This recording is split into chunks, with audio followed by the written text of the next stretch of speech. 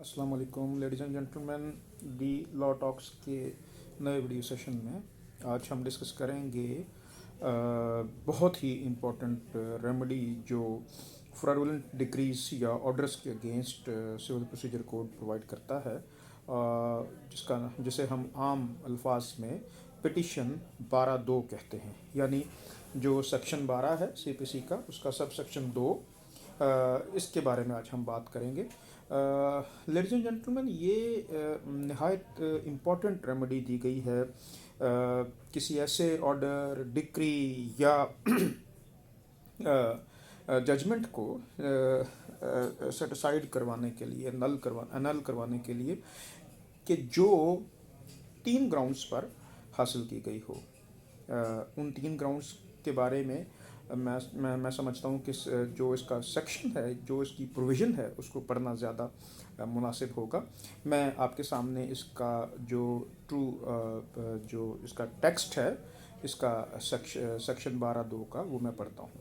Where a person challenges the validity of a judgment, decree or order on the plea of fraud, misrepresentation or want of jurisdiction, he shall seek his remedy by making an application to the court which passed the final judgment, decree or order and not by a separate suit.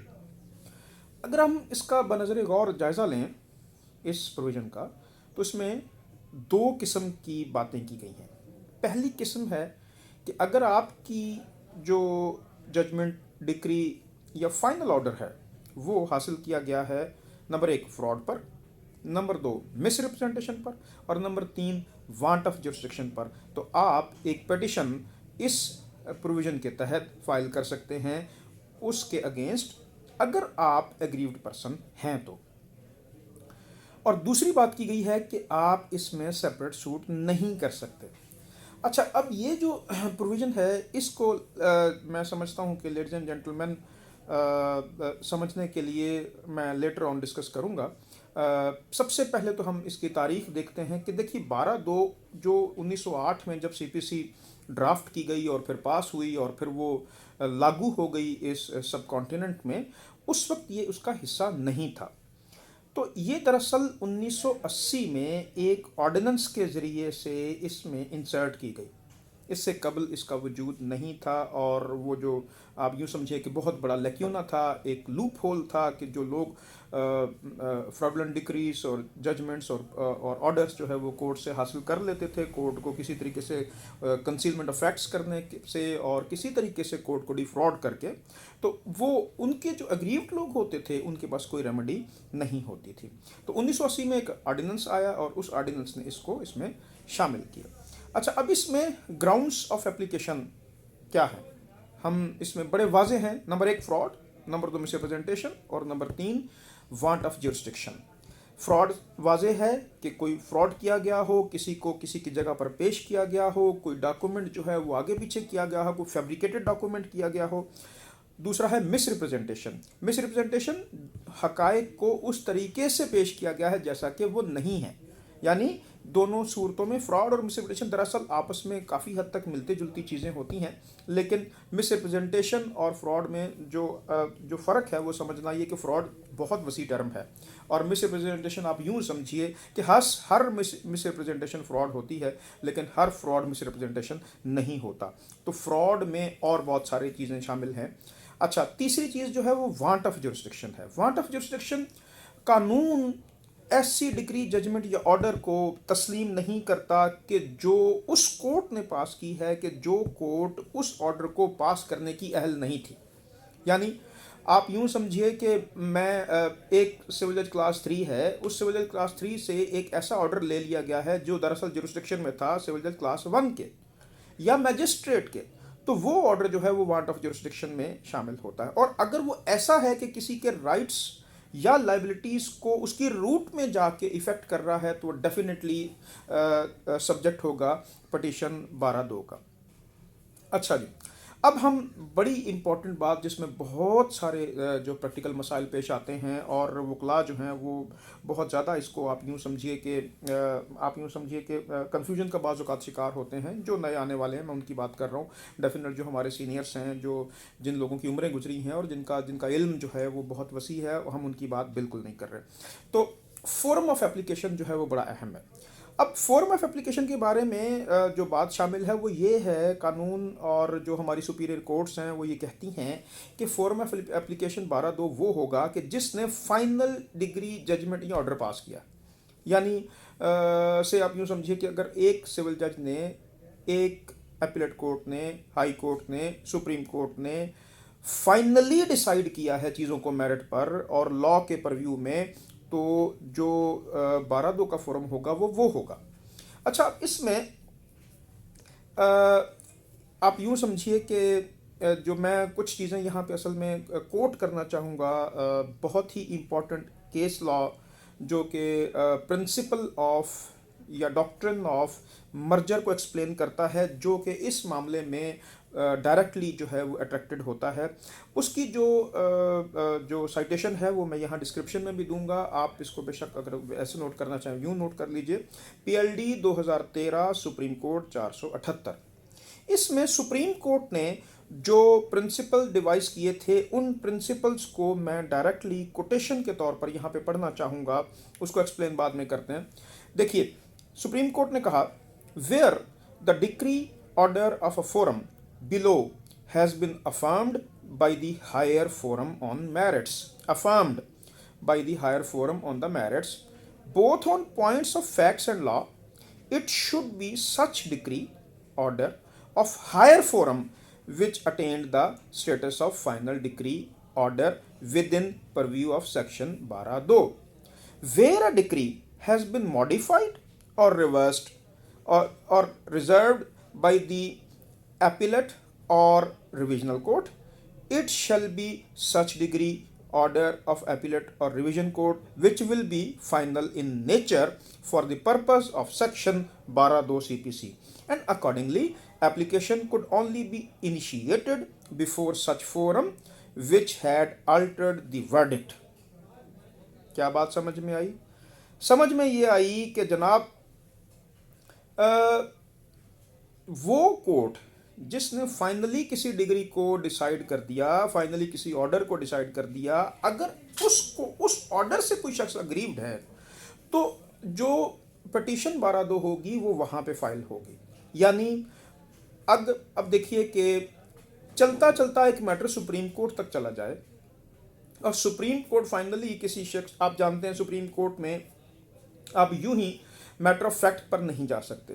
Supreme court میں ایک طریقہ کار ہے جس کو ہم کہتے ہیں کہ جس میں سپریم کورٹ ایسا میٹر جس کو کہ فائنلی لا اور فیکٹس دونوں پر ڈیسائیڈ کر دیا ہے ہائی کورٹ نے، اور سپریم کورٹ سمجھتی ہے کہ اب اس میں دخل اندازی مناسب نہیں ہے، تو وہ اس کو ان لمنی خارج کرتی ہے اور اس کو لیو ٹو اپیل گرانٹ نہیں کرتی.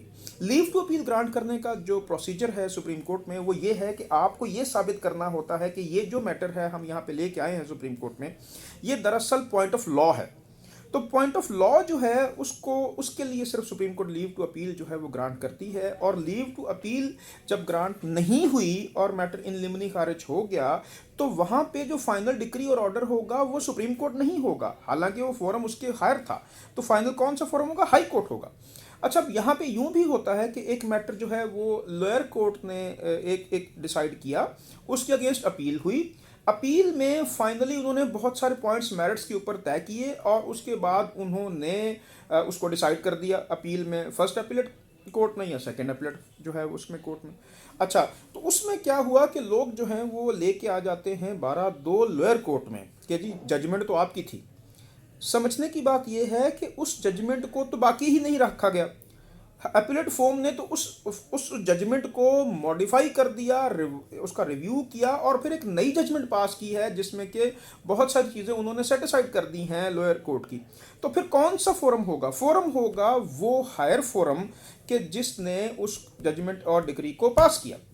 اچھا جی، اب یہ ہے کہ کیا جو ہے وہ اس پٹیشن کی جو ہے وہ شکل جو ہے ہم وہ طے کریں گے، یعنی کہ لا طے کرتا ہے وہ کیا ہے.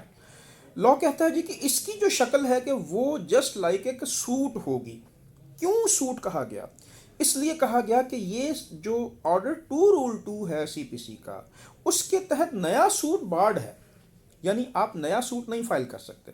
تو جب نیا سوٹ نہیں فائل کر سکتے ایسے میٹر پر جو پہلے ہونا چاہیے تھا اور نہیں ہوا، اب نئے سوٹ میں آپ وہ میٹر ایجیٹیٹ نہیں کر سکتے. جب یہ نہیں کر سکتے اور پھر یوں بھی 12(2) میں بھی حوالہ دیا گیا ہے کہ جناب نیا سوٹ نہیں ہوگا، تو پھر ہوگی پٹیشن. لیکن پٹیشن کی جو شکل ہوگی وہ بالکل سوٹ کے جو ہے وہ آپ یوں سمجھے اس کے مترادف ہوگی. اچھا، اب اس سلسلے میں جو نیا امینڈڈ لا آیا 2018 میں اور 2020 میں، لیڈیز اینڈ جینٹلمین، اس میں انہوں نے آپ یوں سمجھیے کہ ایک قسم کی ڈائریکشن جو ہے وہ دی ہے کورٹس کو کہ جو 12(2) ہے، اب وہ 12(2) میں ہر 12(2) میں آپ نے ایشو فریم نہیں کرنے، ہر 12(2) میں آپ نے ایویڈنس طلب نہیں کرنی. اب وہ کہتے ہیں کہ آپ یہ دیکھیے کہ کیا اس میں بنیادی چیزیں پوری ہیں، پوری تو اس کو ان لمنی جو ہے وہ ڈیسائیڈ کر دیجیے. ہر 12(2) میں آپ نے ایشو طلب کر کے کورٹ کا جو برڈن ہے وہ نہیں بڑھانا. اچھا جی، اب کیا ہے کہ اگلی بات آتی ہے کہ who can file the petition 12(2). بہت امپورٹنٹ بات یہ ہے کہ جو only an aggrieved person can file a petition 12(2). Aggrieved person کون ہے؟ اچھا، اب ایک اگریوڈ پرسن جو ہے وہ جذباتی طور پر اگریوڈ ہے، ایک اگریوڈ پرسن جو ہے وہ سوشلی اگریوڈ ہے. ان اگریوڈ پرسنس کو لا بالکل بھی تسلیم نہیں کرتا.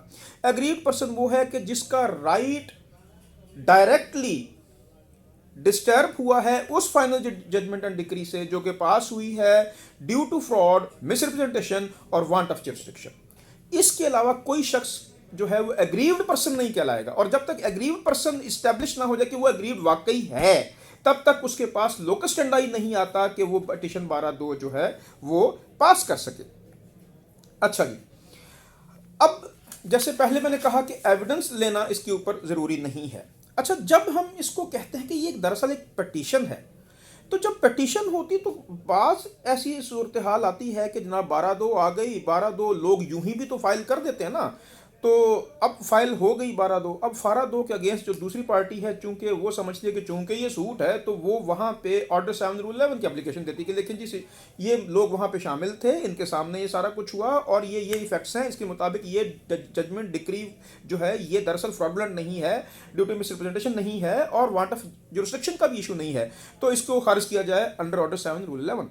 لا کہتا ہے جناب انڈر آرڈر 7 رول 11 کی جو پٹیشن جو ہوگی، جو پروویژن ہے وہ اس کے اوپر اپلیکیبل نہیں ہے. اس لیے نہیں ہے کہ یہ دراصل سوٹ نہیں ہے بلکہ یہ پٹیشن ہے.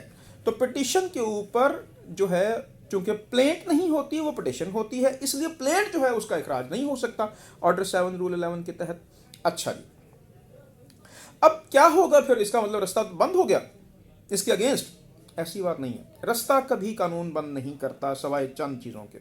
اچھا، اب رستہ یہاں پہ کیا ہے؟ ریویژن. آپ اگر 104 سی پی سی یا آرڈر 43 رول 1 کے تحت اپیل فائل نہیں کر سکتے تو پھر آپ جو ہیں ریویژن تو فائل کر سکتے ہیں نا. ریویژن فائل ہوگی اس کے اگینسٹ اور اس کو چیلنج کیا جا سکتا. اب آتی ہے آخر میں بات کہ لمیٹیشن کیا ہے. لیڈیز اینڈ جینٹلمین، لمیٹیشن جو ہے اس کی وہ لمیٹیشن ایکٹ میں کہیں ڈائریکٹلی پرووائڈ نہیں کی گئی. جب ایسا ہو اور وہ پٹیشن ہو اور اس کی کوئی لمیٹیشن نہ ہو تو پھر اس کے اوپر جو ریزیڈیول جو پروویژن ہے لمیٹیشن ایکٹ کی وہ اپلائی ہوتی ہے، اینڈ دیٹ از آرٹیکل 181. 181 کہتا ہے جی کہ ہر وہ چیز جس کی یہاں پہ کلیئر کٹ ہم نے لمیٹیشن پرووائڈ نہیں کی، اس کی لمیٹیشن جو ہے وہ کورٹ آف لا میں جانے کی وہ ہے 3 ایئرس. تو اس کی بھی 3 ایئرس ہے.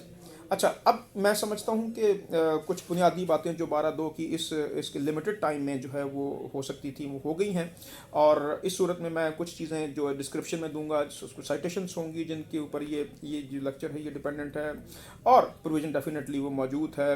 باقی چیزیں جو ہیں وہ آپ اپنے کمنٹس میں جو اپنے جو سیکشن جو میسیجز ہیں جو آپ کے لیے ای میلس ہیں وہ سب کے لیے آپ کا راستہ کھلا ہے.